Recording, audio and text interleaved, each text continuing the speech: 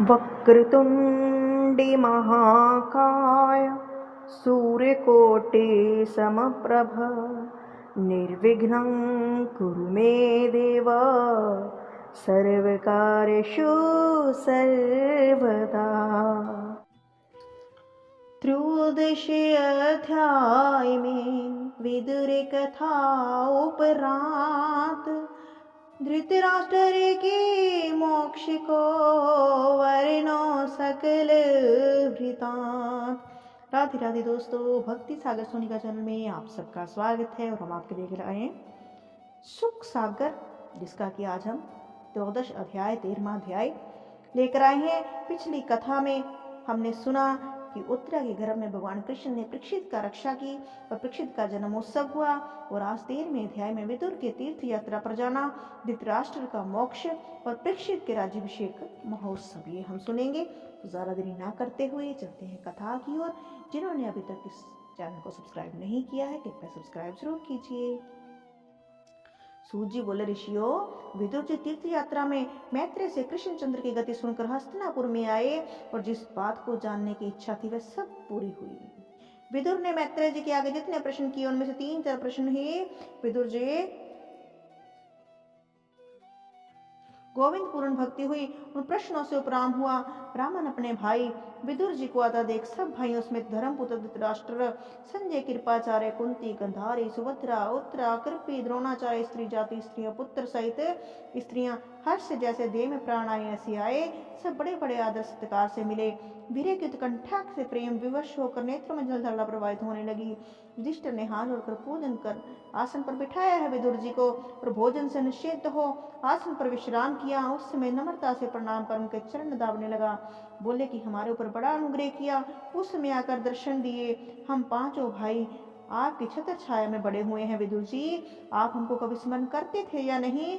जैसे पक्षी अपने पुत्रों के स्नेह से पंखों की छाया में बढ़ाता है, उसी रीति से आपके हमको बढ़ाया और माता सहित हमें सब विपत्तियों से बचाया, क्योंकि विदुर ने कदम कदम पर पांडवों की सहायता की थी। विष से, अग्नि से, अनेक ठोर विघ्नों से रक्षा की।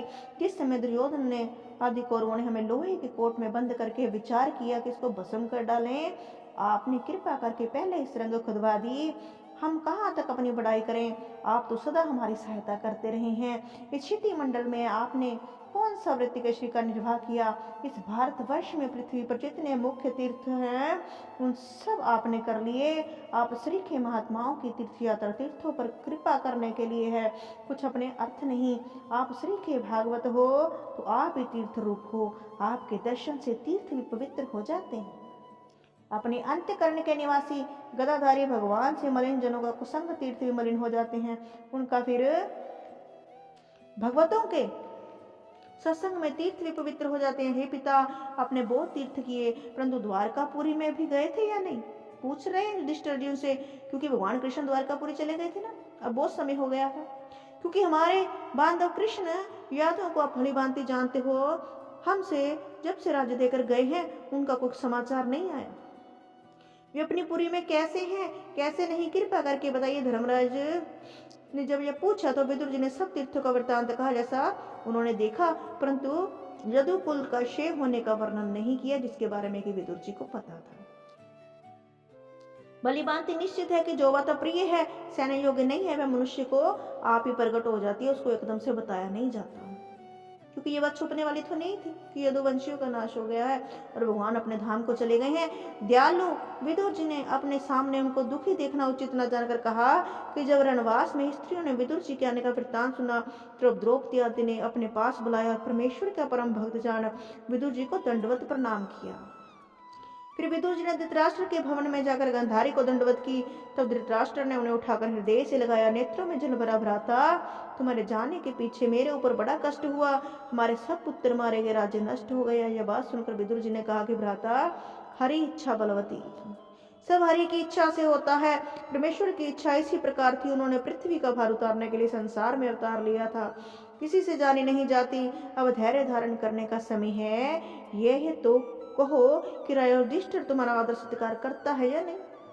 धृतराष्ट्र ने उत्तर दिया कि युधिष्ठिर तो हमसे बड़ा स्नेह रखता है, मुझको अपने पिता और गंधारी को माता के समान रखता है, और सब भाई भी हमसे बहुत रीति प्रीति रखते हैं, परंतु भीमसेन जो है ना, युधिष्ठिर के पीछे हमको दुर्भाग्य कहता है।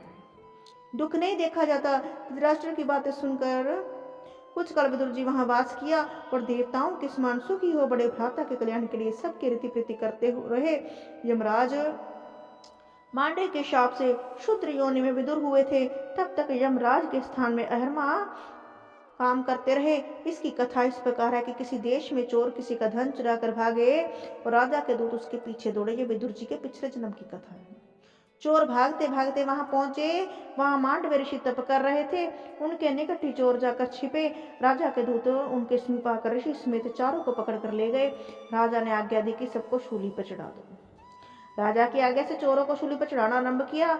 मांडव्य ऋषि की ओर जो देखा तो उनको ऋषि जान शूली से उतार दंडवत प्रणाम कर अपना अपराध क्षमा किया और उनको प्रसन्न किया।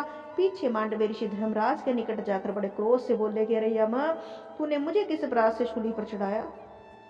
तब यमराज बोला कि महाराज, अब बालकपन में टाढ़ी का कुश के अग्रभाग से छेद कर खेले थे, उसके बदले में शूली पर चढ़ाया गया है।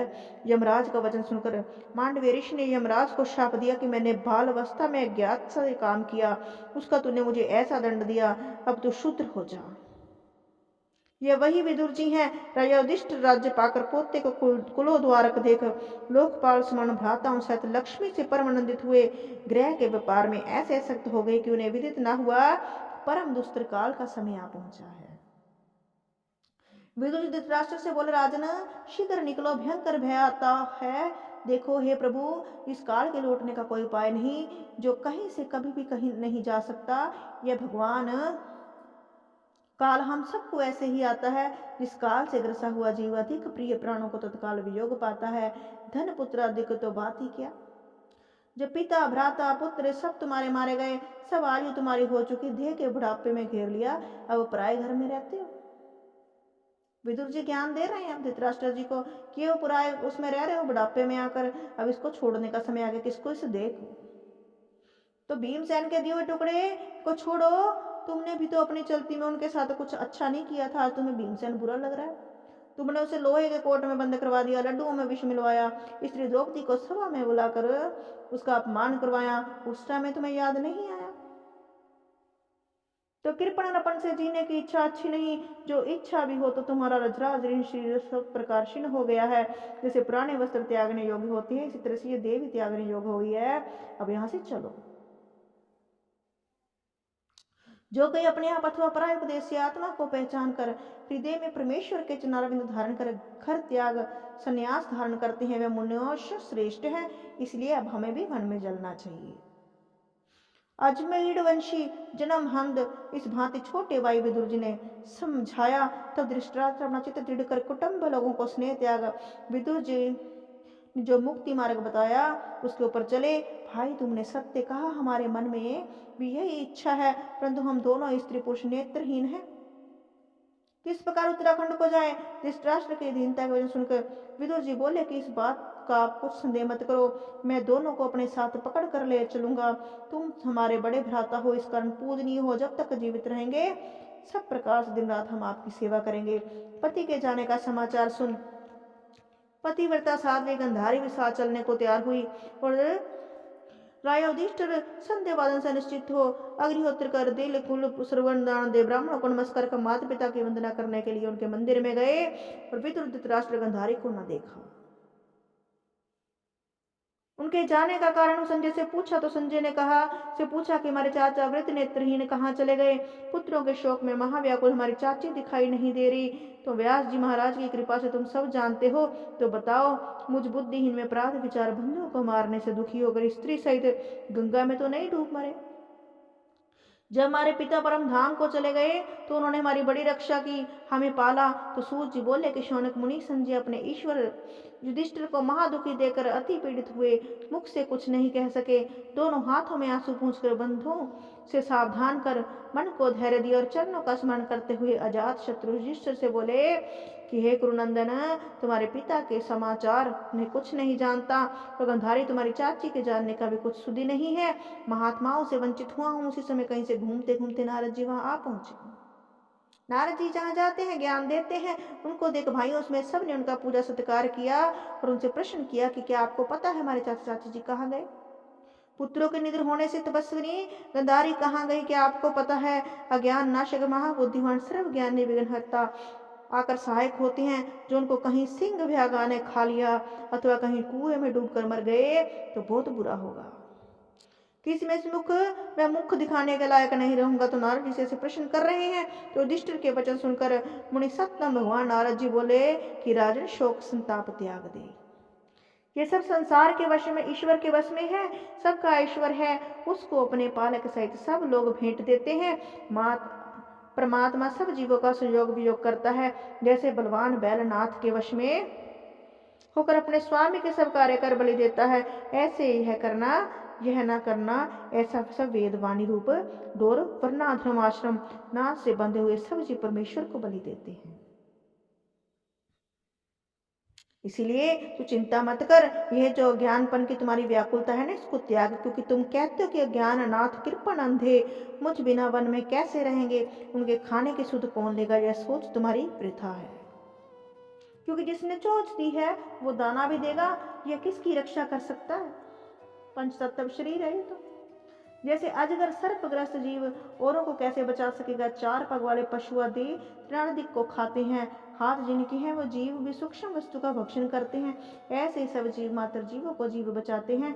हे राजन, सर्व दृष्टा एक है, सब आत्माएं एक हैं। भीतर बाहर जिसमें नहीं भोगता, भोग्य रूप होकर माया से भव दिखते हैं।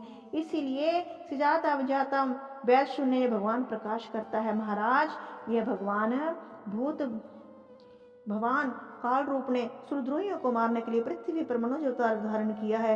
देवताओं को तो सब कार्य कर चुके हैं, केवल यदुकुल की ओर बाट देख रही हैं। तब तक तुम भी यहाँ रहो, जब तक ईश्वर कृष्ण चंद्रनंद यहाँ रहे। पीछे तुम भी चले जाना। हे राजन, धृतराष्ट्र सहित गांधारी को विदुर लिए दक्षिण हिमाचल की ओर ऋषियों के आश्रम में गए हैं।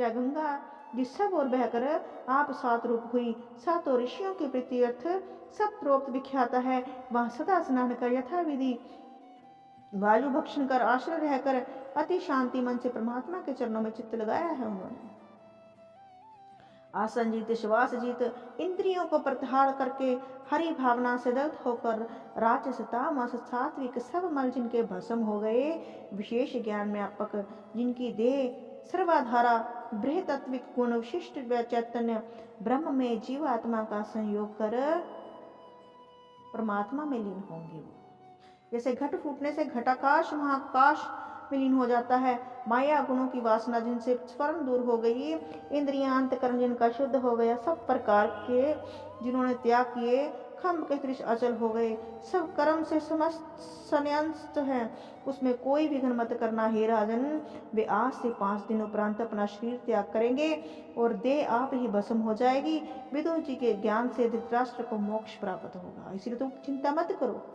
गंधारी उनकी स्त्री भी उसी अग्नि में प्रवेश करके सती हो जाएगी। कुरुनंदन विदुर जी यह आश्चर्य देखकर अति हर्ष शोक युक्त तीर्थ यात्रा को चले जाएंगे।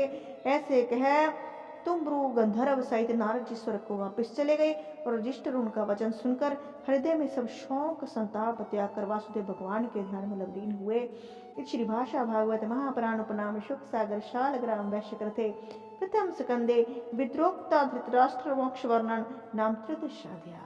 तो आज हमने त्रयोदश अध्याय में सुना कि किस प्रकार विदुर जी यात्राओं से लौटे और लौटकर उन्होंने धृतराष्ट्र जी को उपदेश किया कि अब ये जो जीवन है ये यहाँ पर राजपाट में रहकर गुजारने का नहीं है, अब इसको त्यागने का समय आ गया है। आप इस राजपाट को त्यागिए और तपस्या कीजिए, भगवान में मन लगाइए। और उनको लेकर वो उत्तराखंड की ओर गए और वहाँ पर उन्होंने तपस्या की और लास्ट में अपना जीवन त्यागा। और उसके बाद विदुर जी वापस तीर्थ यात्रा पर चले गए हैं। तो आपको ये कथा कैसी लगी जरूर बताइएगा। यदि कोई त्रुटि रह गई हो तो क्षमा कीजिएगा। जय श्री कृष्ण, जय श्री राधे।